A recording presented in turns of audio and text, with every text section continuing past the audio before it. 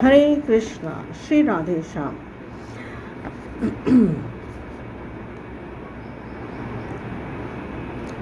चिंताग्रस्त राजा दृढ़धर्मा की कथा को आगे सुनाते हुए श्री नारायण जी ने कहा, इस प्रकार चिंता करते हुए राजा के पास दिव्य रामचरित्र काव्य के रचयिता श्री वाल्मीकि ऋषि पधारे, यानी वहां आए। राजा ऋषि को आया देख के खड़े हो गए और उनके चरणों में प्रणाम किया तथा आसन पर विराजमान कर पूजन किया। राजा महर्षि के चरणों को गोद में लेकर के धीरे धीरे सहलाने लगे। तत्पश्चात राजा दृढ़धर्मा ने महर्षि वाल्मीकि के चरण स्वयं पखारे और फिर उस जल को प्रसन्नतापूर्वक अपने माथे पर छिड़ककर उस तोते के कहे वचनों को याद कर मधुर स्वर में महर्षि वाल्मीकि जी से पूछने लगे। राजा दृढ़धर्मा ने महर्षि वाल्मीकि से कहा, हे भगवान, आज मैं कृतकृत्य हो गया हूँ, भाग्यवान हूँ जो आपके दर्शन हुए। हे संसार को पवित्र करने वाले महर्षि, मैं अपने भाग्य की कैसे प्रशंसा करूं? श्री नारायण जी बोले।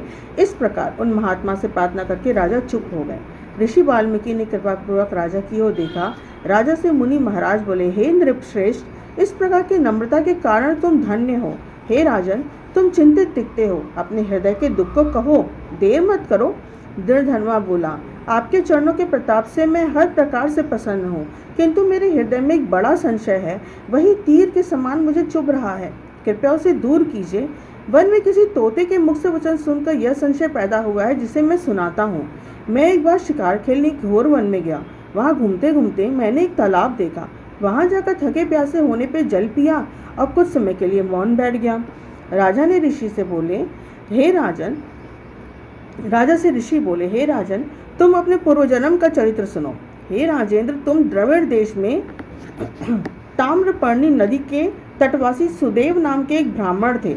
उस समय तुम धार्मिक, सत्यवादी तथा जो भी प्राप्त हो जाए उससे ही प्रसन्न होने वाले, वेद के अध्ययन में रत तथा विष्णु भक्ति में लगे हुए थे। गृहस्थ धर्म में तुम्हारी पत्नी भी सुंदर, चतुर और गुणवती थी। तुम्हारी पत्नी गौतम महात्मा की पुत्री गौतमी नाम से प्रसिद्ध थी।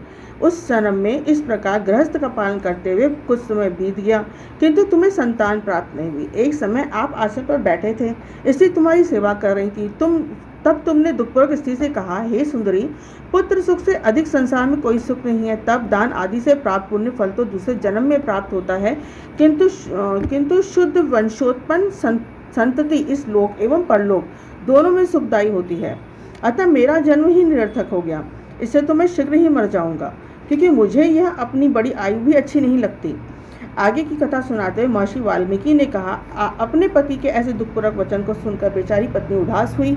धैर्य धारण करके समझाती हुई प्रेम पूर्वक मीठे वचनों में बोली, हे प्राण प्रिय, आप सरीखे भगवत भक्त को इस प्रकार मोहित नहीं होना चाहिए। आपने ये बड़ी छोटी बात ही कही है, आपको ऐसा नहीं कहना चाहिए। सत्यवादी और धर्मपरायण, आपने स्वर्ग जीत लिया है। आप ज्ञानी होते हुए भी पुत्र सुख को इतना क्यों तरस रहे हैं? राजा चित्रकेतु भी इसी प्रकार पुत्र शोक से जब दुखी हुआ था, तब उन्हें महर्षि अंगिरा तथा श्री नारद जी ने ज्ञान दिया था। जिस भांति राजा अंग अपने कुपुत्र वेन के कारण दुखी होकर चुपचाप रात्रि में वन में निकल गए थे, उसी प्रकार हे स्वामी, आपकी संतान भी आपको दुखदायी होगी। अपनी धर्मपत्नी की यह वचन को सुनकर वह ब्राह्मण ताम्रपर्णी नदी के किनारे पहुंचे। वहां जाकर नदी में स्नान कर तपस्या प्रारंभ की और 5वें दिन से केवल सूखे पत्ते एवं जल लेने लगा। इस नियम से उसे तप करते 4000 वर्ष बीते। हे राजन, उसके उग्र तप से तीनों लोग कांपने लगे। उग्र तप को देखकर भक्तवत्सल भगवान गरुड़ पर चढ़कर उसे मनवांछित वर देने के हेतु उनके निकट पधारे। हे राजन, आप पूर्व जन्म के वही ब्राह्मण हो। बोलो श्री कृष्ण भगवान की जय। ओम नमो भगवते वासुदेवाय।